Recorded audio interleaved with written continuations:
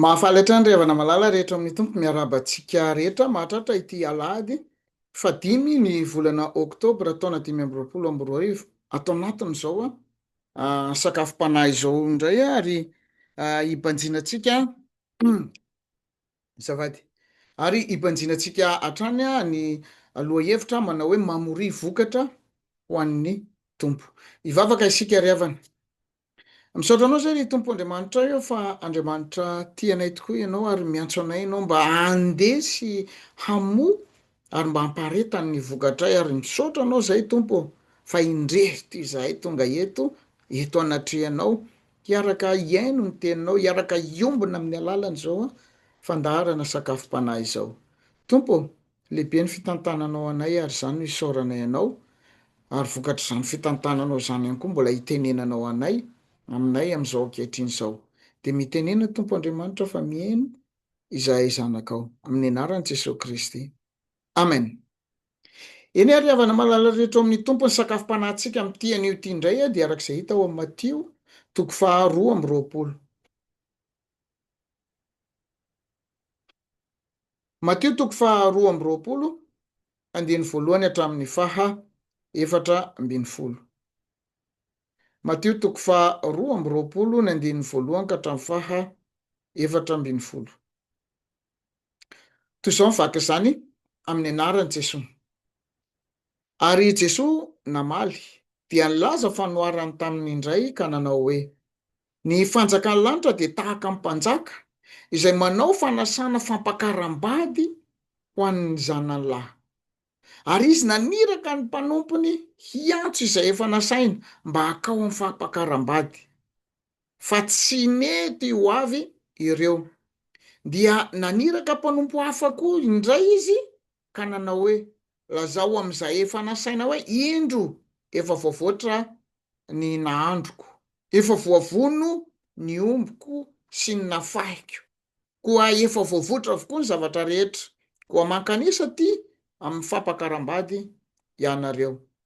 Nefa tsy ahoany akory zany fa samy lasa nandeha izy ny anankiray ho any amin'ny sahany ary ny anankiray ho any amin'ny varony ary ny sisa ny sambotra ny mpanompony dia nisetrasetra taminy ka namono azy. Dia tezitra ilay mpanjaka ka naniraka amin'ny miaramilany dia nandringana izany mpanompo izany mpamono olona izany sady nandoro ny tanànany. Dia hoy izy tamin'ny mpanompony efa voavoatra ny fampakaram-bady fa izay efa nasaina no tsy mendrika, koa mankanesa ianareo eny amin'ny sampanan-dalana ary izay hitanareo dia asao amin'ny fampakaram-bady. Dia nivoaka ho any amin'ny lalana ireo mpanompo ireny ka namoro izay rehetra hitany na ny ratsy na ny tsara ary dia fiaino-pihinana ny fampakaram-bady. Ary noho ny efa niditra ny mpanjaka nizaha ny mpihinana dia nahita lehilahy anankiray izay tsy niakanjo fitondra amin'ny fampakaram-bady. Dia hoy izy taminy, ry Sakaiza, ahoana no idiranao eto nefa ianao tsy miakanjo fitondra amin'ny fampakaram-bady? Dia siana izy. Ary dia hoy ny mpanjaka tamin'ny mpanompony, afatoro ny tongony aman-tanany dia ario any amin'ny maizina ny ivelany any izy. Any no hisy ny fitomaniana sy ny fikotroa-nify. Any no misy ny fitomaniana sy ny fikotroa-nify. Fa maro no antsoina nefa vitsy no fidiana. Amen. Ray Masino, manamasinanay amin'ny fahamarinana, ny teninao no fahamarinana. Amen. Hanapaka amponareo ny ry havana malala rehetra amin'ny tompo ny fiadanan'i Kristy. Amen.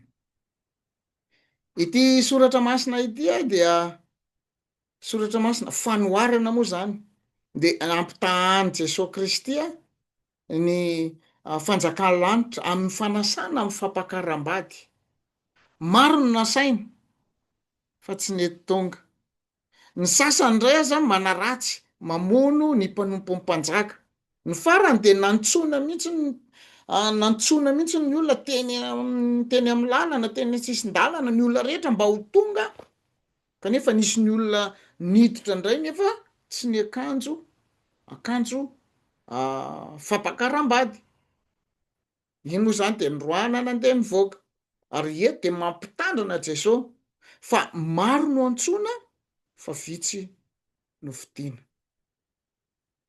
Eo anatrehan'izany dia izao hoe ankasitrao ny antson'Andriamanitra aminao, ankasitrao ny antson'Andriamanitra aminao.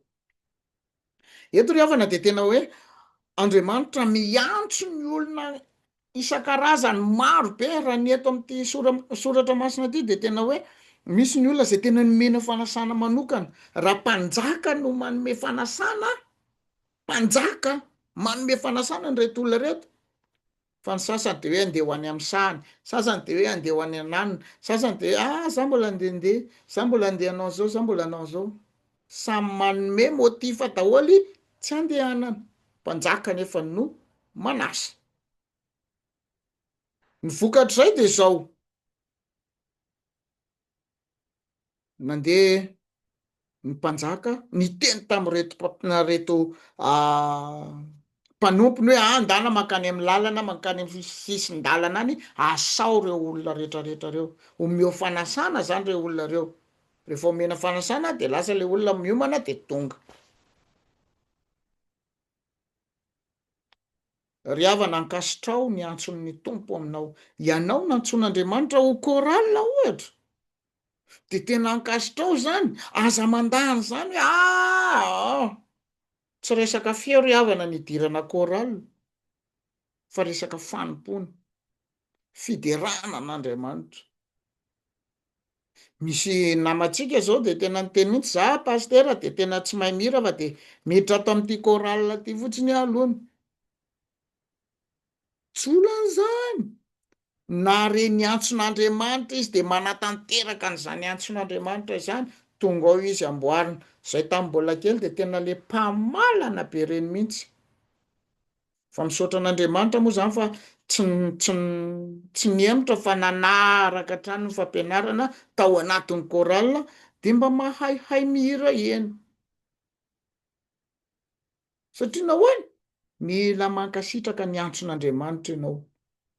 Natsoina ianao mba hanao zavatra anankiray, natsoina ianao ho loholona, natsoina ianao ho mpitendry, natsoina ianao ao anatin'ny akompanarato, natsoina ianao ao anatin'ny STK, natsoina ianao ao amin'ny haspederana, natsoina ianao ao maro ny karazana toerana sy sehatra zay iantsony tompo anao. Ankasitrao zany. Aza be zesta ianao hoe raha tsy za io tsy milamina. Aza mizesta tahaka izany aho fa Andriamanitra ny antso anao de ankasitrao le fiantson'Andriamanitra. Haka ny eto amin'ity soratra masina zay nivakiana tamintsika ty. Fa ny faharoa de izao: mandrosoa amin'ny finoana marina. Mandrosoa amin'ny finoana marina. Tsy ampy ny miditra fotsiny fa mila mitafy lay tena hoe akanjo fetina amin'ny fampakaram-bady. Zay ne le ambaran'le izy teo rehefa tonga tao am'le fampakaram-bady le zalahy anankiray nijerevan'ny mpanjaka, ary le zalahy anankiray ty zany tsy ny akanjo fitondra amin'ny fampakaram-bady Tsy haiko hoe raha ohatra antsika malagasy ohatra de le mba hoe manao fitafy malagasy no thème, de mba iny ianao mba mitondra aloalo kely le mitondra le lamba kely anina iny, na manao satroka penjy kely na satro-borona malagasy. Zay le tadiavina. Ny tiana ho lazaina ao anatin'izany rehetra izany ry havana de zao: tsy ampy fotsiny ny hoe fidiranao ao anatin'ny antoko-pihira, na fidiranao ao anatin'ny fimpitaikina, fidiranao ao anatina sampana fikambanana na ohatratran'izany, fa mila ianao mitafy an'i Kristy ao anatin'io. Mila ianao miaraka amin'i Kristy ao anatin'io. Miaina fahamarinana ao anatin'io. Tahaka le zalahy anankiray zay tsy niakanjo tamin'ny akanjo fitondra amin'ny fampakaram-bady ny nanaovany, voaroaka. Ianao mandrosoa amin'ny finoana marina. Tena hevero ry havana ny hitafy any Kristy amin'ny fiainanao rehetra. Tafio reo ina moa armura rehetrarehetra, reo fitaovam-piadiana rehetrarehetra zay ahafahanao manohitra ilay ratsy, manohitra ny satana any amin'ny efesiana toko fahenina any zany. Ary ny fahatelo de zao aoka ho vonina mandrakariva, arak'ilay nitenenina teo a Jesosy no niteny hoe fa maro no antsoina fa vitsy no fidiana. Maro tokoa ny enina ntsony fa le zalahy teo tsy anisan'ny voafidy. Ry havana malala rehetra amin'ny tompo, ny fanompona an'Andriamanitra de mitaky finoana, mitaky finoana, mitaky fahamasinana. Ny fanarahana an'Andriamanitra dia mitaky ihany koa nefa fiomanana sy fahamasinana.